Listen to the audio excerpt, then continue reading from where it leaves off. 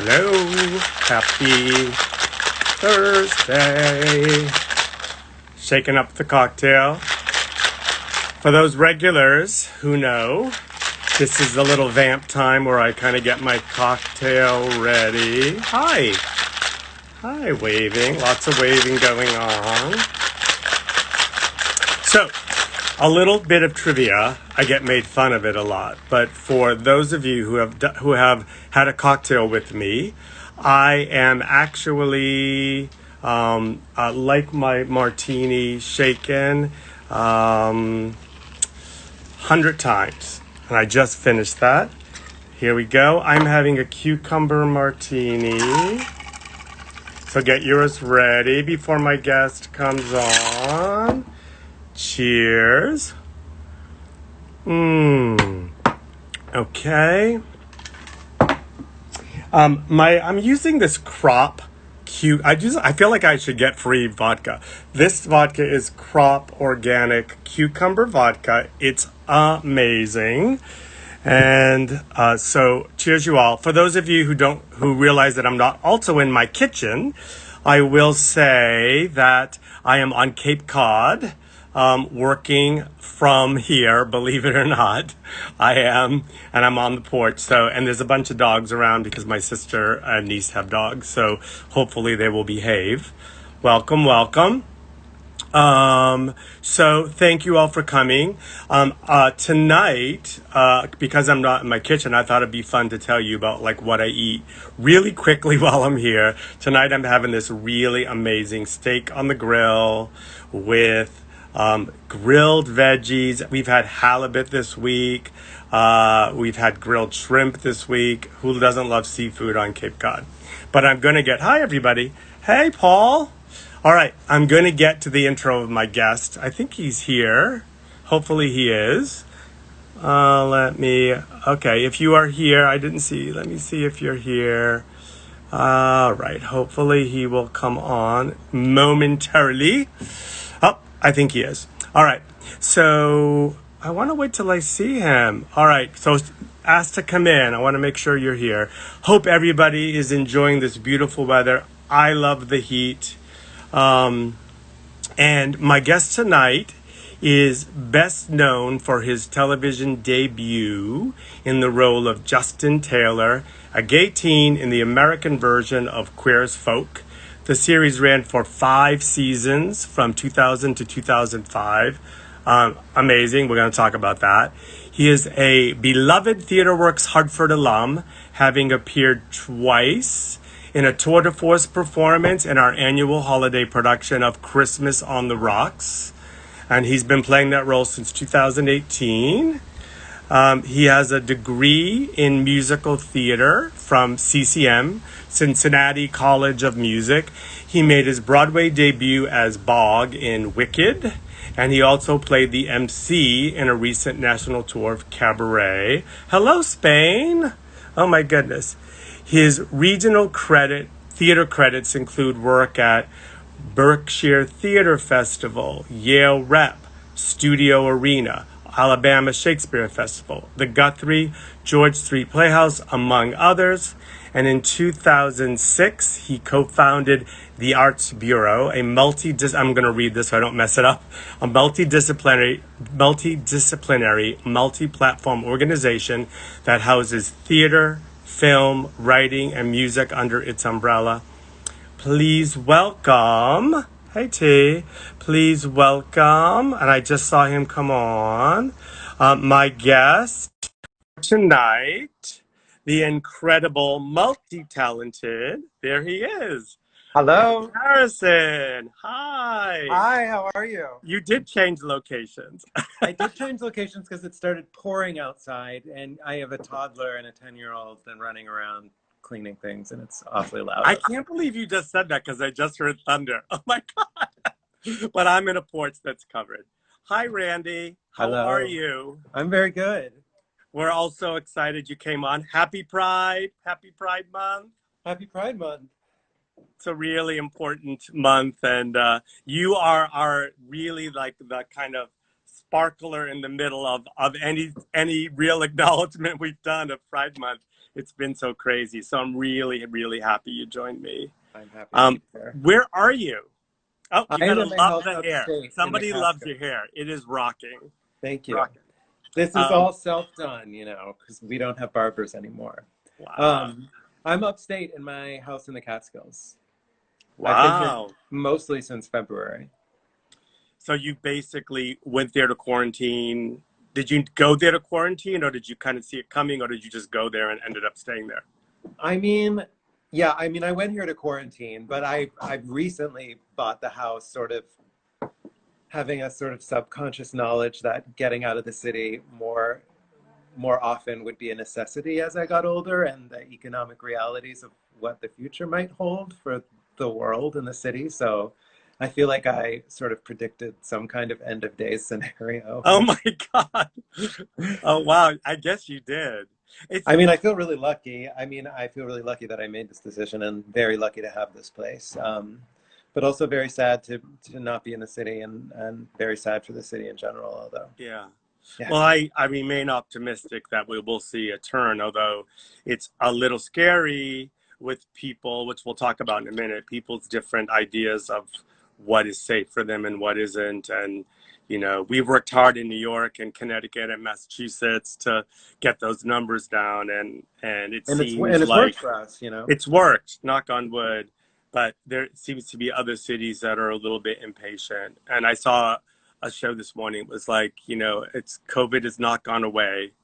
So, No, um, like Florida and Arizona right now are really what scary. is I guess we'll just jump there. I'm going to skip my question. So, what are you, like for me, I social distance. I have a very tight group and I'm a mask wearer. Everybody who's watched knows that like I am a big proponent of if you don't really know somebody or if they haven't been quarantined, if I'll go for a walk, I won't wear one, but if I have one with me and if I encounter other people, I'll put it on and I'm relaxing but cautiously relaxing. How Yeah. about you? Do you have your own set of comfort rules? Yeah, yeah. I mean, it's a similar. I mean, I always wear a mask when I mean, basically the only things I do where I see more than like the five people that I see on a regular basis. Like I'm not completely isolated, but I have a small circle of people that I have seen consistently since February. That's about five or six of us.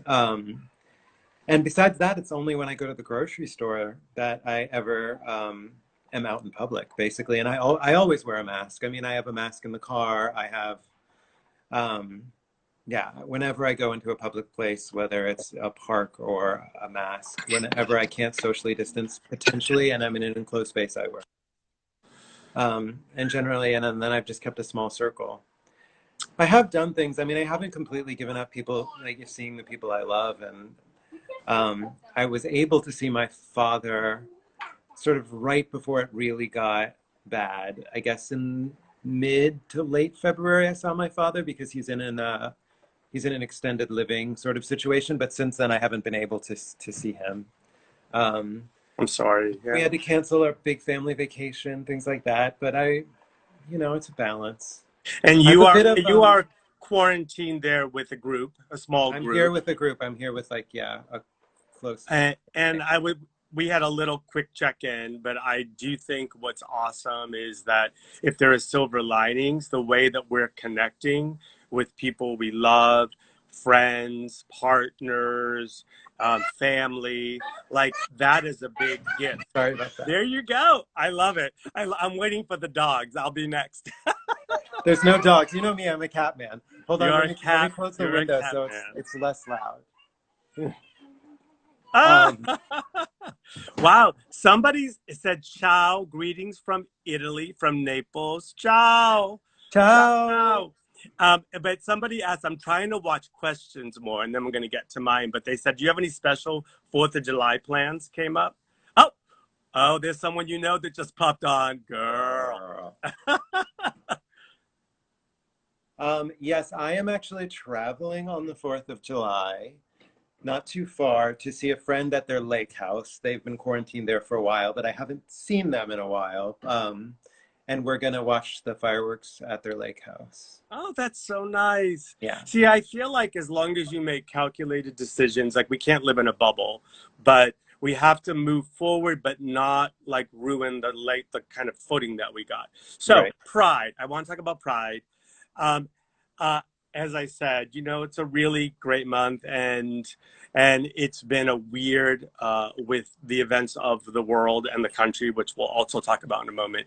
But it's still Pride, and I know uh, we haven't celebrated as it's hard when you can't gather to really celebrate Pride. Right. But do you have a favorite, like a unique time, a special memory of a favorite Pride or really extraordinary Pride that you either an event you participated in or a memory? I remember my very first Pride. I was probably 15 or I was maybe I was 16 because I think I could drive on my own then. It was in Atlanta in Piedmont Park. I was maybe out to a few friends. I mean, I knew I was gay, but I was not out to everybody, but I think I was out to some people. I went by myself just to like see what gay people looked like and be around gay people. And I remember watching um, this amazing like lesbian folk band sing Happy Trails and all these songs. And it was the first time that I saw a gay community in any way Wow. celebrating. And it was both really thrilling and sort of scary, but in that, like I can't wait for this to be my life or to understand, my life was so sheltered at that time. So it was sort of like a Where were crack. you? Where were you born and raised? I was born in New Hampshire, New Hampshire. That's right. but I moved to a suburb of Atlanta, Georgia when I was like 11. So, and I was there until I graduated high school. Was your first Pride in Atlanta? Yeah, this was in Atlanta, in Piedmont Park. They it was do a a good better. Pride there. I remember I was there doing a show at the Black Theater Festival, and they had Pride. Was doing Lady Day at Emerson's Bar and Oh Grill, yeah, and it was like a real. It was one of the best prides I've encountered. they're great prize. It was a great pride, and the whole park was just fantastic. So that's a big memory for me. And then after the Pulse shootings, I during Queer, I did sort of professional prides, where we were promoting the show, and Pride became something that sort of felt like work to me to a certain point when I was, a professional homosexual for a while, being on television. Uh, so it sort of changed my feelings for Pride, and it became sort of a corporate event for me. But then after the Pulse shootings happened in Miami, I felt I hadn't done one in years, and I felt it was really important to get back out there and celebrate and empower gay people to be together and to continue being together and to not be sort of beaten down and terrified by this shooting. So I went back to Toronto where I had spent 5 years shooting Queer as Folk and did a pride event in one of the clubs that we used to shoot at during Queer as Folk, and that was really really emotional for me to see that club again and to be on stage and to see people who were background players, 15 years before, people that I recognized from having worked in Toronto 15 years before, all celebrating Pride there. That's Especially amazing. after that moment, it was that was a really extraordinary Pride and an important Pride for me. You're getting so many love posts right there. Aw. It was amazing. We're gonna get to the Queer as Folk stuff, but um, what is your this current moment in our history, both with the COVID situation and this powerful racial injustice movement going on, uh, as as a gay man, like how are you navigating that? And it's a big question. We could probably talk for 45 minutes about it, but I'll just kind of launch by saying, as a gay man, I felt like I had special insight into this issue, and what I have learned Mhm. is that I don't. And BIPOC artists of mine, friends of mine, and colleagues of mine, pointed out that we as a gay person can hide this, Yeah. and a black person or a brown person can't hide. Like they don't have that option, and that was like, I mean, I'm like, sorry, I'm gonna say it.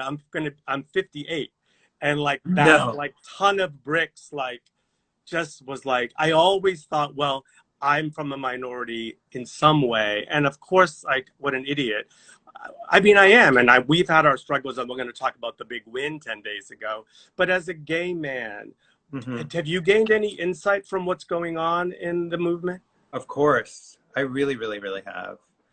I mean, yeah, I think it's naive, but it's easy to sort of think like, oh, well, I'm a member of a minority that's been persecuted, so I just understand. But that's absolutely not true. And as a white cis man, I mean, I'm live with a ton of privilege that it's in my best interest to ignore as much as possible and think that I deserve everything that I achieve, or, you know, when I walk through the world and have an easy time, that's just because I deserve it. And everybody has that, but it's just not true. And I think, I mean, this movement has continued. I mean, that's something that I've tried to be aware of and become more aware of, both in terms of like patriarchy and misogyny and also systemic and racism. But I Yeah. mean, I remember very early in my career, I did an interview and I was talking about being a coward and I used the word pussy, which, I mean, this was more than 20 years ago. And somebody commented about how misogynistic that was, and it is. And I hadn't realized it. And that was, I know this is the stupidest, smallest thing, but it was humiliated me. I was so, it was like, it, it just changed the way that it allowed me to begin thinking more carefully about things that I had socially been thinking that I was saying without thinking about the repercussions of it. And from misogynistic things to racist things, I mean, our entire country is built on, you know, enslavement of an entire population of like African American, like Black people. And we have to constantly look at that and be aware that every step we take, the system has been created to privilege us as white people, Yeah. as men. And I screw it up all the time. But I think that first humiliation was sort of the step in beginning to start to see how wrong I'd been trained in my thinking of myself. So yeah, and this movement just continues. I mean, unlike COVID, which is like a completely different thing, but I mean, I think Yeah. you're asking about both initially. I mean, I COVID. was, but you got to the core of really. I mean, the uncertainty of that certainly escalates things. But I just want to say, I don't know. I'm like emotional how touched. I mean, but it's this conversations. What I'm learning is, you said this stupid little thing, but it isn't a stupid little thing. It's It's so not. It's not. baked. It's so. We had a consultant who, you know, we had this awesome conversation with some of the staff with, and he used the word, it's so baked in us as a Completely. people that we have to own those things. I mean, someone at that meeting used the word gatekeeper in a really innocent way, but like the choice of our words are also are really critical if we're going to make real change. And I think, do you think this is a moment? Do you think this is different from the others? Do you think it's going to result in some real change? Um, Uh-oh. I hope so. I mean, here's the thing. I don't think the other moments didn't result in real change. I just think it has Agreed. never been enough, and Yes. it may continue to never be. I mean, the depths of the change that needs to happen. Maybe this is the first time we're starting to see that. I do think this will result in real change. If it will be enough, no, probably not. And there'll I be agree with another both moment those like things. Yeah. this, and we just have to keep sort of raking up our past and raking up the structures of the world that we live in and the systems we live in, and, you know, from our government to our economic system to our housing to our employment. I mean, everything needs to Yeah. be overhauled in a really profound our education. I mean, and that is daunting. And no, I don't think this moment everything is going to be fixed, but I do think there will be change, and hopefully the change will continue. I hope so. I hope so too. You know, Um, I remember as a gay man, I remember, of course, I mean, as I said, I lived the AIDS epidemic, you know, in right. the 80s. And, you know, so many things that we have now. And I just want to say that I kind of turn it around. But 10 days ago, the Supreme Court surprisingly ruled, in favor of LGBTQ civil rights in the workplace. I want to say it the right way, in the workplace. That was like, we thought that was like not going to happen. Did you see that coming? Did you like I was like, oh my God, this is a gift in the middle of all these things. Honestly, I've been trying not to think about it beforehand because I really did not think it would happen. I Yeah, me did not neither. have any faith in the Supreme Court of this country right now, and um, it was a total surprise. And that Gorsuch wrote the decision was kind of wonderfully ironic and perfect. Yeah, and I hope it's a beacon. I hope it's foreshadowing all kinds of changes that need to happen in all other communities and as a country. I do hope so. I wonder the ways in which that this decision will have repercussions in other areas, and we'll see. I'm hopeful for it. I'm still not hopeful for the current Supreme Court, just based on this one decision, but this is good. I love this is like, because I know you, but you're being totally real and like totally being forthcoming with your cautious optimism, because you are a realist in some ways. I learned that about you, and I appreciate that about you. I love that about you. Yeah, it is the president. I'm just gonna say that. Sorry. The court's not fine. What? The court's not fine. Right. Kavanaugh, Gorsuch, come on. Yeah, Yes, the president's a problem as well, obviously, but I think he's a symptom of a greater cause that's worse. So I want to get to Queer as Folk, because I know you're all waiting to get to Queer as Folk, but Miss Jen Harris is knocking on the door. Can I bring her in for a minute to gush about you? Yes, please. All right. Jen! Wait, hang on. I haven't done a pop on in a week, so you hang in. Don't go away. Ask to come back on. Be right back. All right. Hi. Okay, hang in. I got a little pop on. Miss Real Jen Harris. Hey. Hey, hey. Where are you? I'm in San Diego. I knew this would be preposterous. So. You're in where? Hi. I'm in San Diego. You're in San Diego. Yeah, why quarantine in Illinois with your parents, Well, do your time and then move on. Well, you're the surprise pop on, but before I let you authentically tell me about your relationship with Brandy, I know that you're politically passionate, and I want to get back. What am I? Politically passionate. Right. And when we talked last, it was just COVID we were dealing with, and I thought I want to get back to him because we'll have maybe another opportunity to talk at length. But is there anything you want to say about what's going on in the country right now? Because I'm sure you have a lot in your mind. I have a lot in my mind. I honestly, Randy said everything that's in my mind, and he said it way more eloquently, and a little bit more from an educated perspective than me. I personally like Randy is my friend for many reasons, and I always like to keep people who are smarter than me around.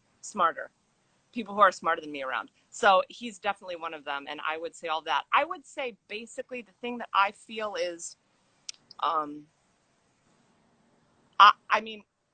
wish this for everyone, but for myself, I just want to learn. I'm here to learn. I do not mind being wrong. I do not mind being corrected. I wish to be schooled. I wish to know more. I want to know how I can help. I don't need my opinion out there. I feel very much like I not that my opinion doesn't matter, because that can become an inactive stance. Yeah. But I do feel that I want to learn, and at Theater Works. at TheaterWorks, we are like, we kind of define it as we're in a state of active reflection. And I'm going to add to that and learning. Yeah. So it's awesome. Why do you love Randy Harrison? Because we love him. He's amazing. And you are the reason he almost did Buyer and Seller, which we'll get to. And the reason that he did Christmas on the Rocks, really. So what do you love about him, and how is it to work with him? Wait, what was the first question? What do you love about him, and how is it to work with him? He's so fun. Okay, hopefully he gets mad at me for this. One of my favorite things about him is this is so rude to say. This is like when a kid is crying and you're like, I have to get back on here with him, so be careful. No, I know. But like he knows that I know this about him. When he gets like kind of angry about something, he gets like very direct and very clear and really, really upset for a second. And then he's like, okay. And it is just, and I know it's the thing where like when someone's having like a full emotion about something, it's not entertainment, but it's entertainment. I love it makes me so happy. I think also because I feel that way too. Like we have a very similar sort of passion that has it's passion with like he has more restraint than me, and I respect that. It's because he's smarter than me. Why do I like him? He's really smart. He's quiet, but very rich and very deep. He's very deep. He has a lot of patience for me, which is great for me to have around. Is someone who's very patient with me. We laugh at all the same things. Awesome. He teaches me a lot, and he's so just skilled as an artist, he's just I feel like these are like, this is your life. But anyway, I don't mean to cut you off, but I got to get back to him because he's waiting, and I have to get to him before he has to like deal with the kids. I love him, and he's a kind. Wait, do it. Get close. Soul. Okay. He's a kind, talented. He is. Soul. Thank you, Christmas on the Rocks, Karen. I love you, Jen. I'm going to give you a call after the show to hear about what's going on in San Diego. All right. I love you. Bye. Love you all. Love your work. All right, Randy. Thank you. You followed instructions. Great. Okay.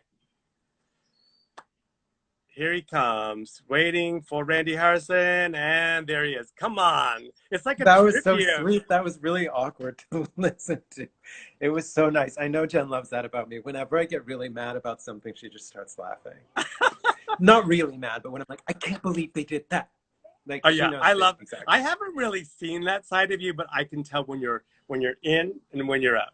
So speaking of queer as folk, we have to get there because a lot of people tuned in, and I have to get. It was a cultural milestone, and when it premiered, I think in many ways it like led the charge in television audiences experiencing gay men, gay culture, gay community, and in your case, and in the show's case, very intimately. Right. We basically saw your character lose his virginity, come out, like go through a whole journey in 6 seasons. Why do you think 5 seasons? Corrected. I thought it was 6. 5. Why do you think the show was so monumental, so enduring, so popular? Well, I think it's like what you said. I think that this world had existed for forever. You know, gay culture, people who sleep with the same sex have relationships with the same sex, and then this whole underground community of music and art and relationships has existed for forever, but it had never been on television in such an explicit way. Like, and especially in America, had very strongly existed, you know, since pre-Stonewall, but people don't, you know, for a while it was, nobody ever mentioned it, and then it existed and people kind of talked about it in the 90s, but I was like, you couldn't find representation of it. And it was the first time that it was so explicitly and clearly represented. And everybody was like, oh, of course, you know, it was something that everybody was hungry for, whether they knew it or not, especially gay people. But I And think we even, and we know that from, I mean, most people know, but just to say it, it ended up being it was a British series, very popular. Then they decided to do an American version. When you were going in, let's talk about like the whole casting. Am I going to get this part, or right. do I want to do this part? Were you made aware of like the kind of pushing the line that was going to happen in terms of the intimacy? And did you know you were going to get it? Like, tell us something like Yeah, about the no, I did. casting or the process. Well, I was very grouchy college theater major who really wanted to do gritty, serious theater. So I had done the Mark Ravenhill play Shopping and Fucking in college, and so I was like, I wanted to do that kind of material. And I had read about Queer as Folk, the British series, the year before while I was still in college. And I remember specifically reading about the character of, I think it was called Nathan in the British series. But I might be wrong about that. But what eventually would be Justin, my character. And I knew this sort of archetype, young, blonde kind of gay boy was something that everybody saw me as, even then I absolutely was not that, but it was a role I knew how to play from the fact that older gay men always wanted me to play that role so that I could get the attention that I needed in order to get the jobs that I wanted. So I was like, oh, this job's perfect for me. So I knew it was supposed to be sexually explicit and Explicit. aggressive and honest and groundbreaking the way the British series was. I was a tiny bit skeptical that an American production staff would end up, or an American network would end up putting it on the air at that level, but I knew that they wanted to. So Someone said it was Nathan in the British series. it So was Nathan. Yeah, see, I was right. I still remembered it 20 years later. Uh, 20 yeah, so years. Wow, it's true. I knew what it was going, and the scripts. I mean, I got the whole. I think the whole pilot script, which was the first 3 episodes of the American series, I got, and they were written as they were shot and as people have seen them. So I knew it was in it, and I was excited to do it. Someone said Queer as Folk saved my life. I believe that. I really, I love you, whoever you, thank you for saying that. I mean, like for gay youth, for people who are, I mean, I'm sure it was like, oh my God, that is me, or I'm maybe not it opened alone. doors. I mean, I think so. It was something I wanted to be a part of. Even before I knew Queer as Folk existed, I wanted to be a part of gay representation because as an actor and somebody who I live by stories, you know, even as like a 5-year-old, a I love that. 12-year-old, I was looking for stories that confirmed who I was and what I was interested in, what I loved. I mean, I would go to the library and just like, you know, as card catalog days, like find like gay history, gay stories. And you know, I read Giovanni's Room and I read Larry Kramer when I was like 14. So hearing gay stories are the things that made me feel less alone. And I wasn't even in a horribly difficult environment to grow up gay. So I knew, you know, you'd go to Blockbuster and look for the one, you know, Morris or like the one video that had some Hmm. subtle gay subtext so you felt less alone in the world. So I knew I wanted to be a part of creating that. And it moves me deeply to know that I was, and that it helped people the way that I was helped by reading gay books and seeing, you know, Jeffrey and the Yeah. very few things, you know. Why do you think Brian and there's a couple of comments going on. Like, and this is not one of my questions, but Right. I actually agree. It's like, why do you think Brian and Justin didn't end up together? Um, why do I think Do Brian you and wish Jeff? they had? I don't know. I don't know. I mean, I have mixed feelings about it. I mean, there's ways that I can look at it in the context of just narrative arcs, and there's ways that I look at it when I think about, you know, imagining a reality in which a 17-year-old was seduced by a 30-year-old and never dated anybody Yeah, else. it's very different lens now too when you hear Yeah, it, I when you mean, say think it like about Me Too. I would like somebody to unpack that relationship, thinking about really yeah, the amount 30 and of money. 17 is like I Yeah, never thought about that. Like, could that even happen now? of course it happens all the time, but would No, I people mean think it on was TV. romantic or would they think it was predatory? I don't Yeah, know. I yeah. mean, um, But you know, it's like I Googled because we knew we were coming on, and I watched a few scenes, and you Google enough, you get that. And you know, at the time, it was like, oh my God, that was such a your coming out scene with Brian was so sexual. But actually, I found it very moving. It at this age, I was like, oh my God, like you know that this young man, like, and it's kind of messed up in some ways, you know, in terms of his issues, but it was still you know it happens it happened to all of us and it Just was kind of right. a beautiful tender moment in his There's lots of beauty in it. There's lots of beauty. I mean, it's very nuanced. I think that's why it's compelling. It's like, kind of like Brian was the kid in the relationship in some ways. right, right. um That's true. i Yeah. I jumped past it, but what was the casting moment like when you were like, oh my God, I'm gonna get this, or I might actually get this? I was really happy because I had had a hard time in college and Hi, I, Brazil. hello, Brazil. I didn't get, when you're about to become an actor and you've been told all your life, this is the hardest career that you could ever choose. If you could do anything else, don't do this. And I had done a showcase in New York and I did not get a particularly um, a particularly good reaction to the New York agents, and I was really scared about what my future would be. Um, and when and I was didn't know if I was going to move to New York or LA. Everything was just kind of up. Wow. And so when I got this job, I was like, I just knew it was the beginning. I knew I would be able to make a living, and I knew it would be a big deal. And it felt like it was the first. I was like, yay, something good happened to me because my senior year in graduate from college had been really, really, really like sort of bump after bump after bump after bump of things. Well, I'm sure it was an amazing gift to you in your life. Obviously, you know, there Yeah. you are. But I think you were an amazing gift to the series. I just have to say that now that it's a really emotional time. Now that I really know you, you're like an amazing person and you Thank you. deserve the success that you got. And I always feel very blessed to have the relationship that we have. So I I just want to say feel that very, in this moment. Oh my God, Colombia, Argentina. Who are you? they're everywhere and they're amazing. And I'm so grateful that they Oh tuned my in and God. that they're still Uh, around. you, if you would, do you have a favorite season or episode? That's almost my second to last question about Chris Folk. Do you have Yeah. a favorite season or episode? My favorite is always the last episode of the first season, the prom episode into the getting a baseball bat to the head. Oh, Uh, really? Why? well, because I didn't watch it as an audience member, I experienced it as an actor, and it's very fun to know you're going to devastate people as an Uh, actor.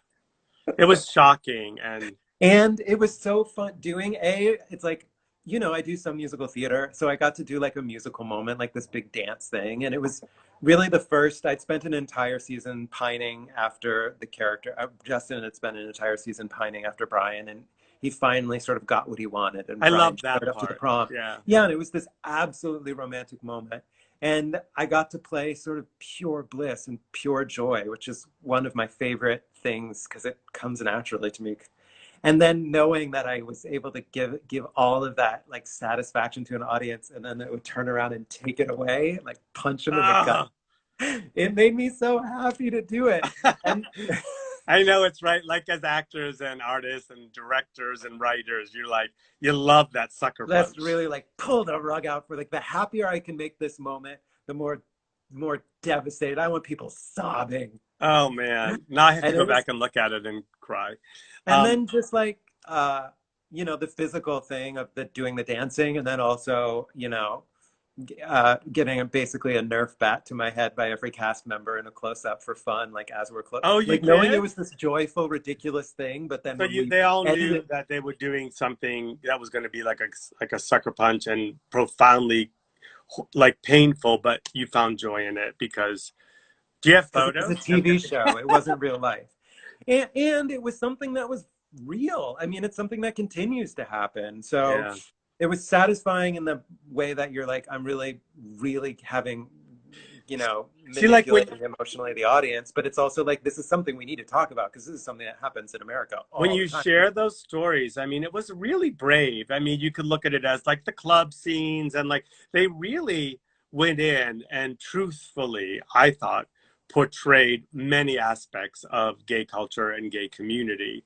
And they Um, very much had their finger on the pulse of what was happening nationally and locally in sort of gay communities around America as far as politically. And they wanted to address everything, and they did in some capacity. I mean, they really worked hard to bring everything up. which song, someone wrote, which song did you like best in Queer as Folk? Oh my God. I I couldn't know answer they that used question, but I like will a not. really good Sigur Rós song once.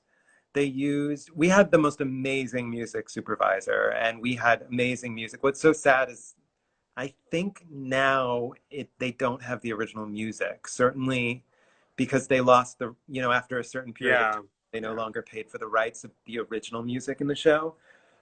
But we had such great music in that yeah, show. you did. All the Yeah. music has been changed for streaming, somebody said. Last It's so question. sad because the 20 real year, is there music. going to be a reunion? Everybody's doing reunions. Was there a plan for a reunion show or a real reunion like reboot? No. Well, I think they're redoing it, but here's the thing. We all got together for a photo shoot for Entertainment Weekly like 2 years ago. That was in the Pride issue, I think 2 Prides ago. Just it was mostly a photo shoot and interviews.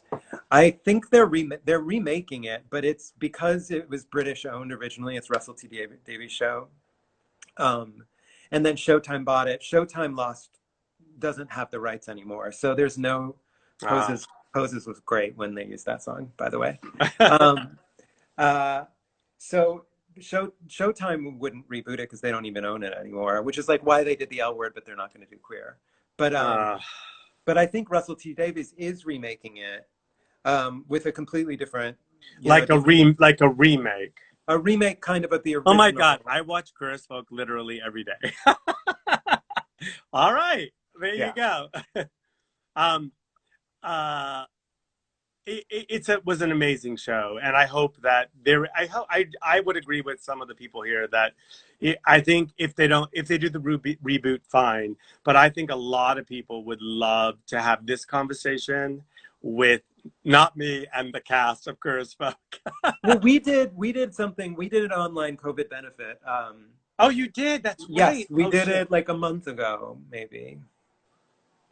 Yeah, and Uh, it how did benefited a it bunch of go? Oh my God. LGBT So if centers. Yeah, we people made a want to lot of watch money. it, if people want What? to watch it, is there a way they can? I don't know if you can watch it anymore. I mean, it was streamed live. Oh my God, you have so many marriage proposals on here. Just so you know, I'm so jealous. All right.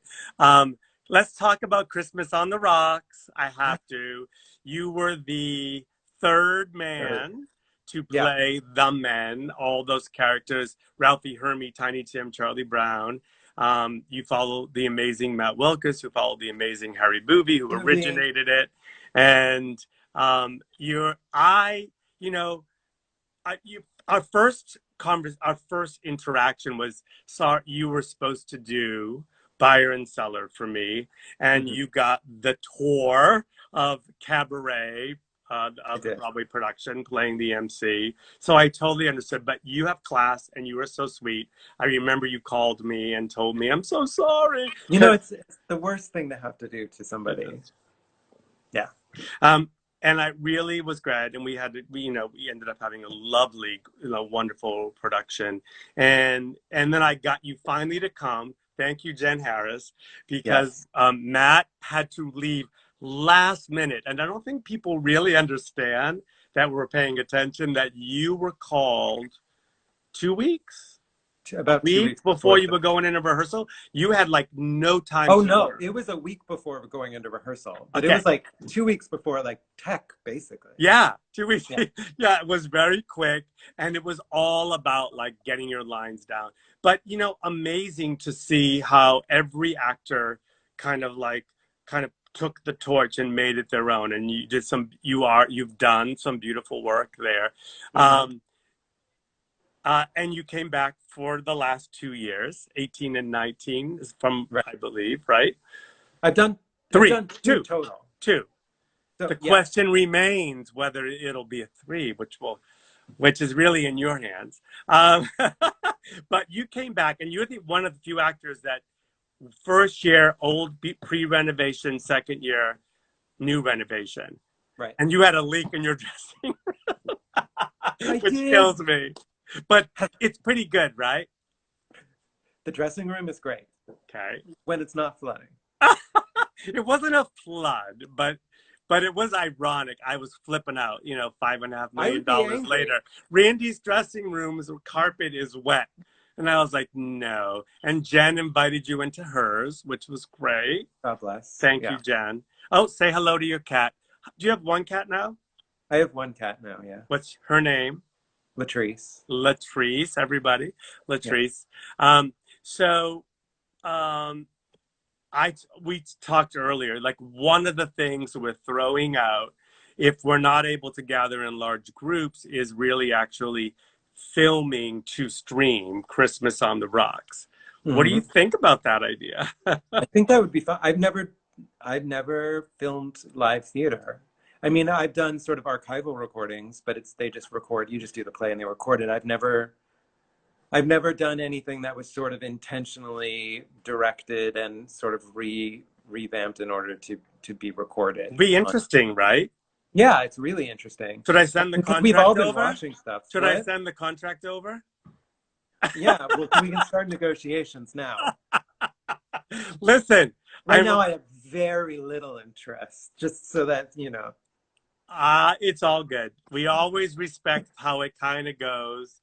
Do you have a well, it's going to come in my deep dish dive in a moment, but Christmas on the Rocks, you directed though one of Jen's. What did you direct with Jen? You directed I Gaby? directed New York is Dead. New York is Dead. That's it. Yes. New York is Dead. You are also a director. You're like crazy talented man. And it's an awesome web series with Jen and Matt. So there's a whole, like, you know, those friendships, relationships, loyalty in the business are more important than ever, considering some of the stories that are coming out. Like, those really create like a safe room, a safe space for people to create in. That's all there is really for us. I mean, Yeah. and It's a very, they say there are like 6 people in the theater, right? It's true. It's true. And, you know, these relationships that we make are really special. I think that as hard and terrible and difficult as our industry can be, and who knows what COVID is going to continue to do to it, one of the benefits is I mean, you know, you get deep with people. It's real intimacy when you're in a rehearsal room with someone, and it's real trust to be on stage with someone. And I miss that so much. Me too. I miss it. And is there, before I go into my deep dish, last question, anything on the horizon you want to share? That's a question people have asked that. We're all just kind of bunkered down waiting to know when we're going to come back. But do you have anything I have to ask? Here, I should be doing a show right now. What can you share? This is the thing, they haven't announced the cast, Okay. so What, I feel like I shouldn't. A theater piece or a movie or a I'm supposed to do TV? a play off Broadway. Okay. Be doing it now, and it has been. Can you give us a hint? It's off Broadway. All right, off Broadway. We'll look for an. It's a new play off Broadway, and it has been, as of now, rescheduled to basically a year from now. But everything's up in the air. Sadly, that seems to be like the most potential recent. Recent thing anybody could have. Yeah, there's so much to talk about. I mean, it's going on. So I knew this was going to be hard keeping it, but I'm going to go to deep dish dive, which are a series of questions. You can't overthink them. They're not going to be crazy, but it's like a little insight for he'll have another TV show very soon. Alrighty, here we go. Deep dish deep dish. Low down on Randy Harrison. What is your favorite color? Blue. I knew you were going to say that. What is your first memory performing on a stage anywhere? I remember playing a skunk in a Noah's Ark thing in a church. A skunk? Nobody wanted to play the skunk, so why did you they had to play get a the boy skunk? and a girl to play all the animals. What? Why did you agree to play the skunk? Because I was like 3 years old and nobody else.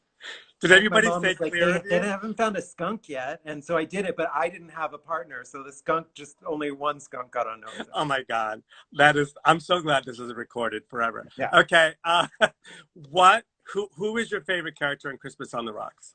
Sorry. Go. Hermie. I knew you were going to. And what is your favorite costume in Christmas on the Rocks? Tiny Tim.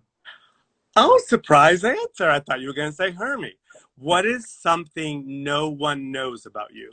Doesn't have to be deep, but something no one knows about you. People ask this all the time. If you say it, then what? Well, how about one thing that people don't know about you? People outside of the people near me might not notice. I have a muttering problem, and apparently it's getting much worse. All right.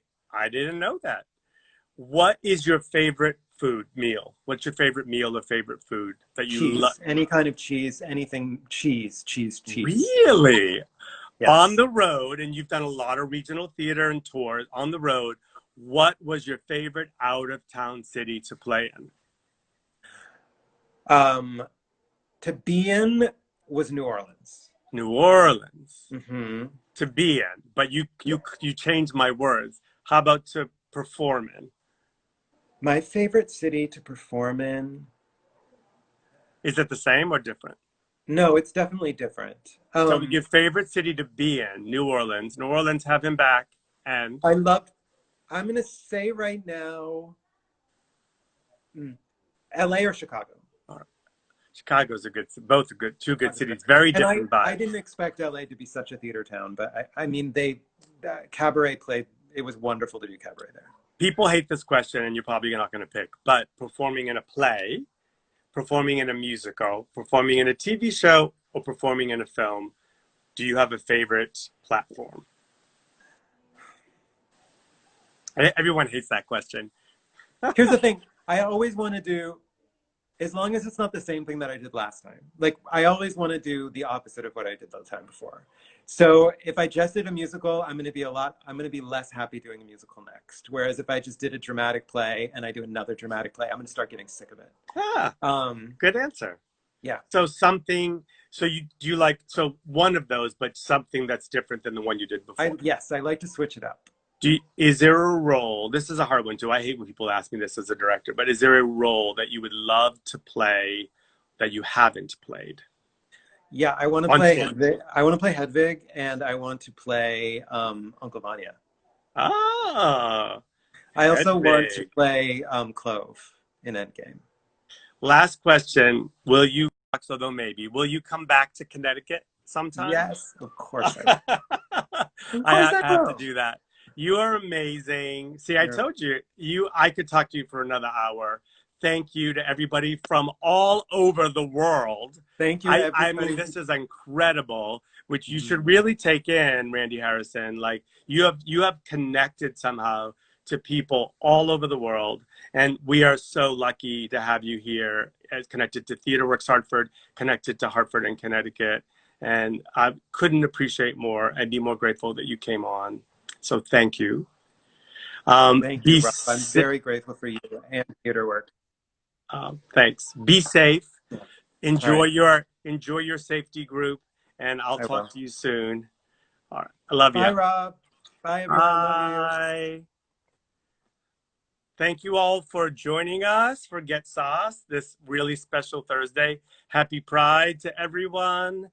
Next week, we will be back again with my dear friend Donna Lynn Hilton from Goodspeed Musicals. We'll catch up. We're going to talk about next steps for theater leaders and what our industry is facing and doing. I hope you all are enjoying beautiful weather wherever you are, and safe connections.